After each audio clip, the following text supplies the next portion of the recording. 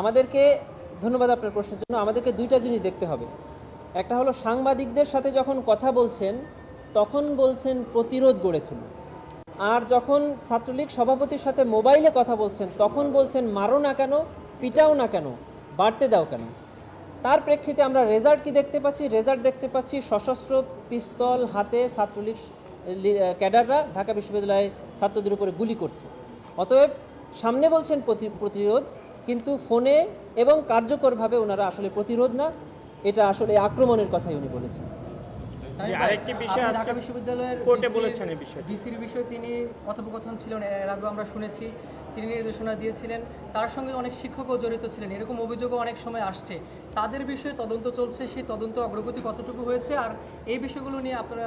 আমরা ট্রাইব্যুনালে আজকে ওবায়দুল কাদের সাহেবের আর্গুমেন্টে দেখিয়েছি যে তৎকালীন প্রধানমন্ত্রী শেখ হাসিনা ঢাকা বিশ্ববিদ্যালয়ের তৎকালীন ভিসি মাকসুদ কামাল সাহেবের সাথে ফোনে কথোপকথন করে এই আন্দোলনকারী ছাত্রদের উপরে আক্রমণ করার জন্য উনি উস্কানিমূলক কথাবার্তা বলেছিলেন, এবং শেখ হাসিনাকে এই বক্তব্য প্রদান করার ক্ষেত্রে তৎকালীন ভিসিরও বক্তব্য ছিল যে উনিও শেখ হাসিনাকে প্রভোগ করছেন যে উনি যেন এই ব্যবস্থা নেন।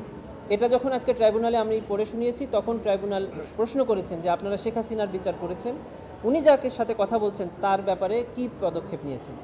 আমি তখন বলেছি যে এই ঘটনায়, অর্থাৎ 15 তারিখ ঢাকা বিশ্ববিদ্যালয়ের ছাত্র জনতার উপরে আক্রমণের ঘটনায় তৎকালীন ভিসি মাকসুদ কামাল সহ জাফর ইকবাল সাহেব সহ বেশ কয়েকজনের বিরুদ্ধে তদন্ত চলছে। তদন্ত প্রায় শেষ পর্যায়ে।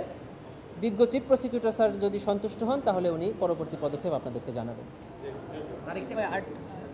এই আর্গুমেন্ট চলছে, ওবায়দুল কাদের সাহেবের আর্গুমেন্ট চলবে এবং বাকি আরও যে 6 জন আসামি তাদের বিরুদ্ধে আর্গুমেন্ট চলবে। আগামী সানডেতে আবার নতুন করে উনি অ্যাম্বুলেন্সে করে এসেছেন, ওনাকে দেখে মনে হয়েছে উনি খুবই অসুস্থ, অথচ আজকে আমরা দেখতে পেলাম যে উনি একদম স্বাভাবিক সুস্থ মানুষের মতো হেঁটে ট্রাইব্যুনালে আসলেন। তো আমরা প্রসিকিউশনের পক্ষ থেকে মনে করি যে এটা উনি আসলে সুস্থ ছিলেন না, এটা ওনার একটা উনি অভিনয় করছেন। কেন করছেন সেটা হলো, যেদিন উনি আসতে পারেননি সেদিন ছিল আইনের ভাষায় ওনার উপস্থিতিটা বাধ্যতামূলক। ওই দিন যদি উনি উপস্থিত না হন তাহলে এই মামলা আর প্রসিড করা যেত না, অর্থাৎ চার্জ গঠনের উপরে আদেশের দিন। আর আজকের এই দিনগুলোতে যদি উনি উপস্থিত নাও থাকেন, ওনার লয়ার থাকলেও এই মামলা প্রসিড করা যায়। সেখান থেকে আমরা অনুমান করতে পারি যে ওনার এই উপস্থিতি অথবা অনুপস্থিতিটা এটা ওনার ইচ্ছাধীন, ইচ্ছাকৃতভাবেই উনি করছেন।